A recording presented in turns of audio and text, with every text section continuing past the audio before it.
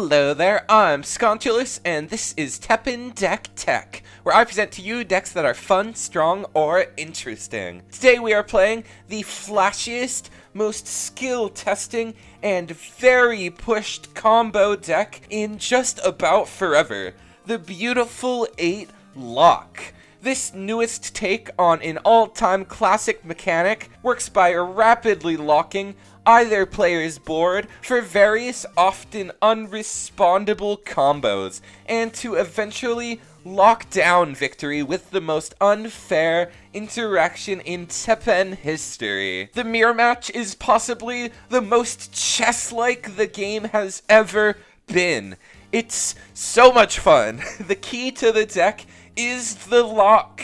Ironically, the most classic important lock cards in the deck are Wong and Swift Shadow. Both of these discount themselves in hand whenever the board is locked, Shadow by 2 MP and Ada by 1. These are what we're building towards the second the game starts. Swift Shadow, in particular, is the iconic finisher and do-everything card of the deck. This triggers all of our lock units in the biggest way possible, and immediately sets up other copies of itself or Ada Wong. It's so broken that I would say it's worth playing for as much as 5 MP to hard counter revives or even enemy brainwashed. And that's not even considering the obvious sickest thing the card does, which is turning lethal on board into an unblockable. Ada, on the other hand, is a little more straightforward, but more complicated.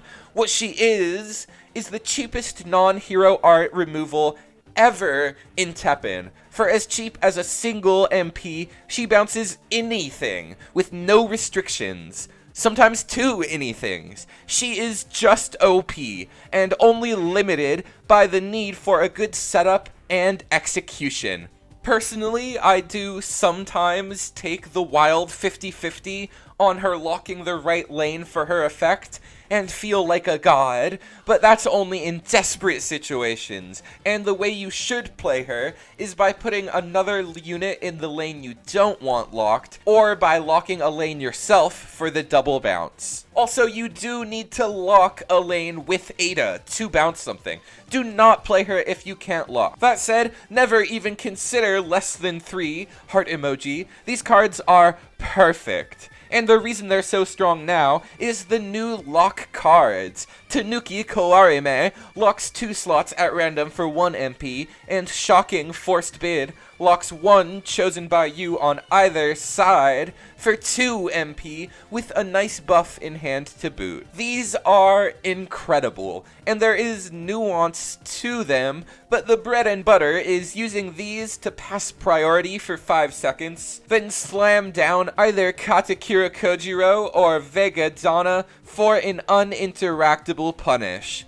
And if they don't play into it, all of our lock units will simply buff themselves instead. And that brings us to our units, starting with Kojiro. This is our most straightforward starter kind of card. He is a repeatable payoff that wipes boards, just kills anything, no exceptions, and then can put on lethal pressure all on his own. Then combined with the speed of our locks, half an attack cycle, facing this dude in combat can be impossible. However, in the mirror match, while often our central tool, he is our biggest liability, and that is because of our next card, Vegadana. She is so much stronger that her interaction is 1 time only, but it bodies Kojiro.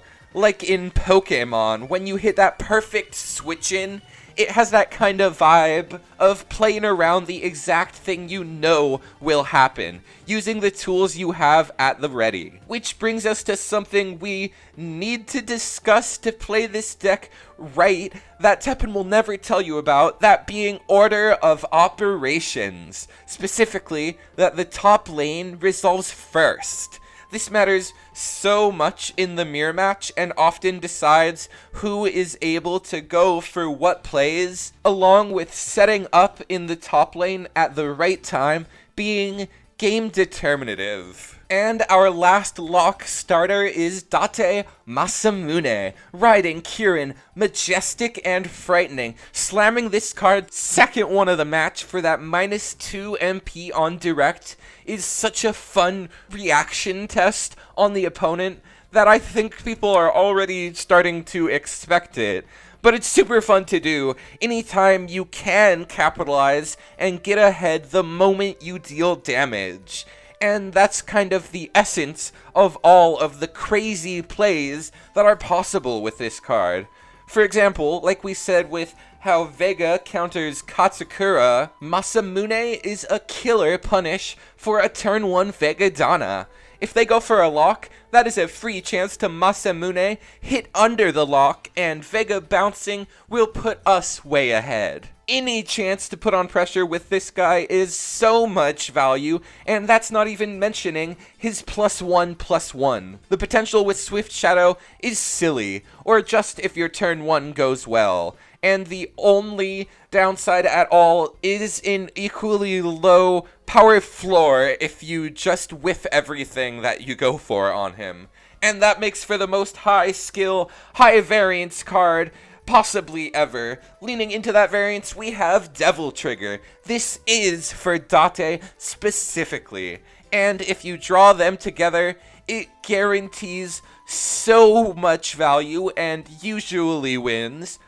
But it also usually wins with every card we have. People are completely not prepared for this, and even if they are, it ends the game so fast and presents so many opportunities to end the game. I think everyone should play Devil Trigger. The last lot cards we glossed over, the Anticipated Battle for 4 MP, bounces a 5 or less, and locks the slot bounced from, letting you protect a unit, guarantee damage, and proc your effects for way over curve removal. The +1 MP is so extra when this card's already this good that since it doesn't always happen, when it does, you just have to marvel at how broken this deck is. Next we have Dark Spider, which is, don't laugh, he's not that bad. The other option is Bread, who has Coordination as his upside, while Spider locks our side for less time as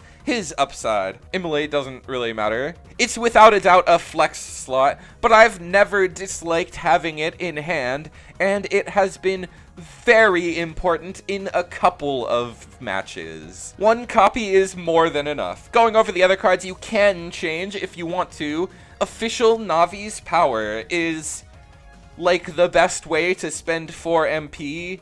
That's about it. It devastates graveyard decks, but we're mostly running it because Brainwashed is bad this format with Swift Shadow around. Next, Daimyo's Dog Pincher, perfect, lovable, and pure aggro at any time. The ideal turn 1 play, and so much more.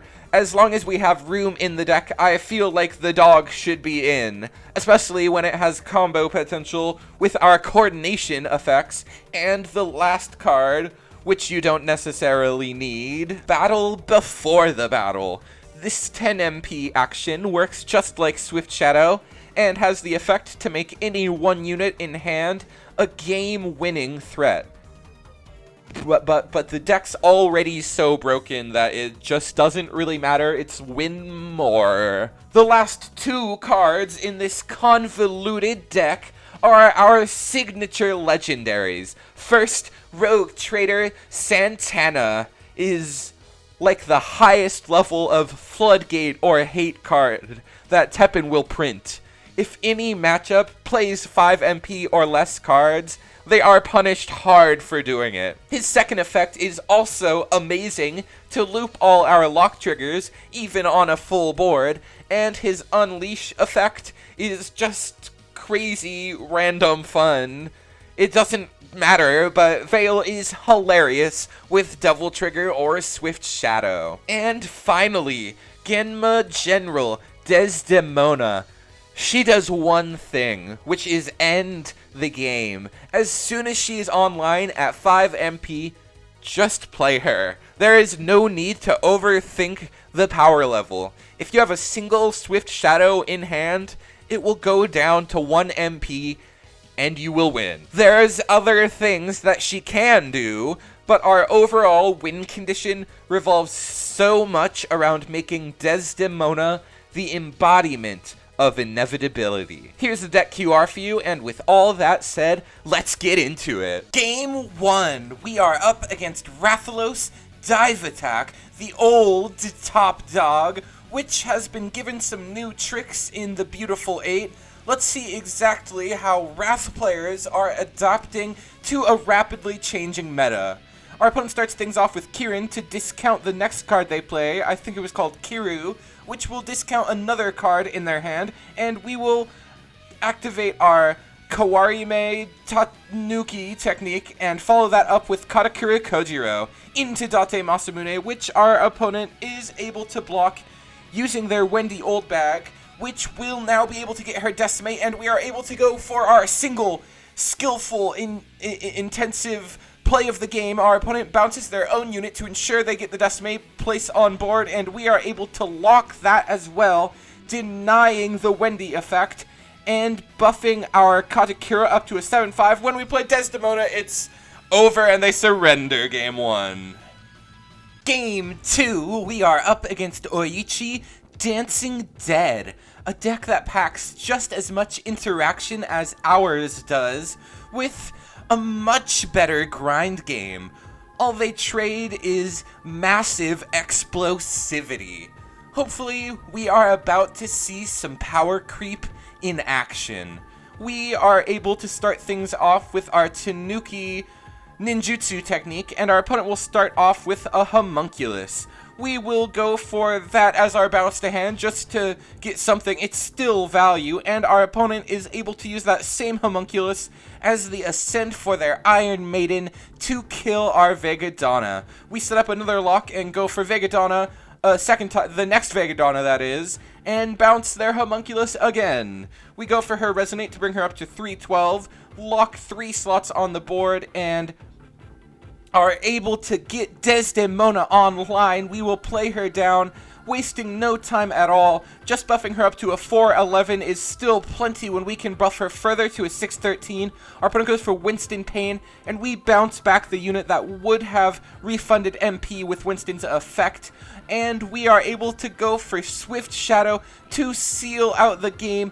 As quickly as it started, our opponent will go for one last block and their hero art, but when they realize they don't have enough damage, they surrender. Game 3, we are playing the mirror match against a fellow NA player, which major shouts out if you happen across this video.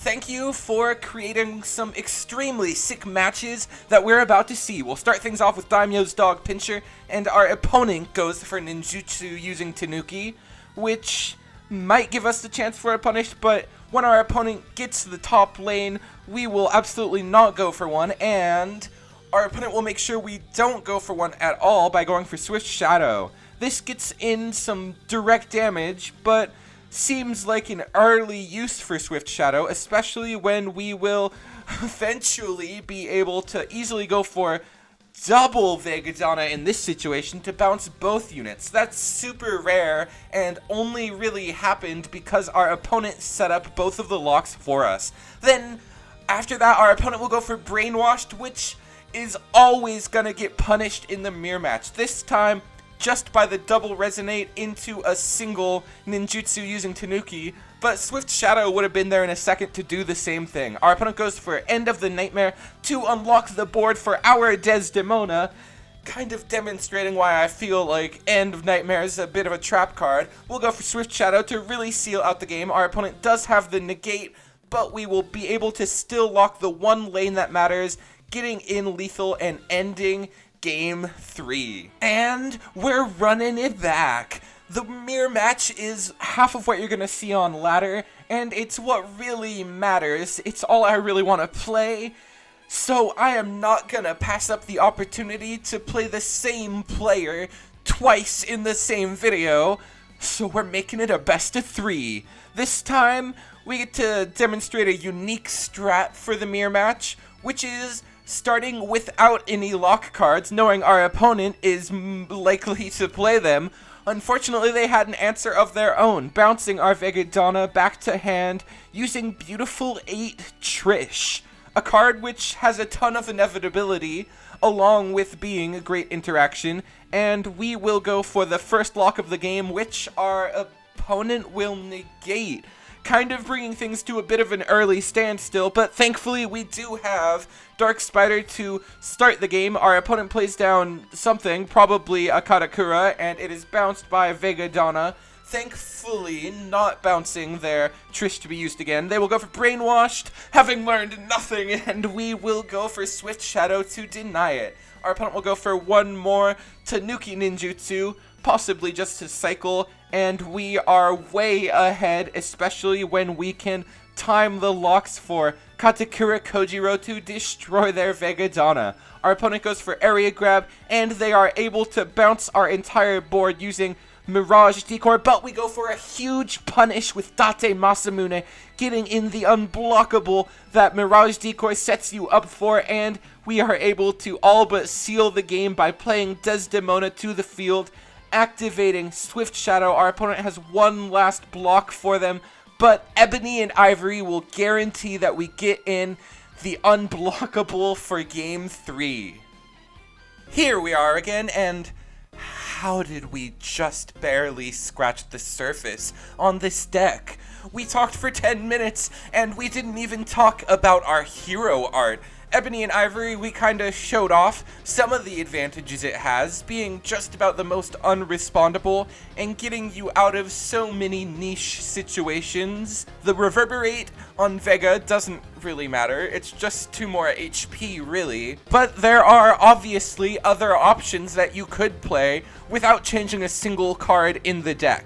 We saw Mirage Decoy in those last 2 games, gives you a lot more locks to set up your interactions, and gives you the biggest board wipe for some of the most important meta threats. However, it can also be a detriment in the mirror match. Shadow Blade is another good, completely generic option, having the advantage of healing over what ours does, but I think the non-death bounce really makes E&I worth playing over Shadow Blade. And the last extremely compelling way to play the deck is with Tenkuha. Specifically, the interaction between Anticipated Battle and Date Masamune is game-winning just about every time you hit the super. You can play this deck with absolutely any purple hero art, but those are what I think are the best ones, and E&I is my personal choice. This is clearly the best purple deck you can be playing, but is it the best deck, period? It's kind of hard to see how it isn't. Swift Shadow specifically, giving you the ability to kill minute 1 way better than Dive Attack could ever dream of, puts this deck in another level, combined with better, more efficient, harder to interact with interaction than any deck can muster.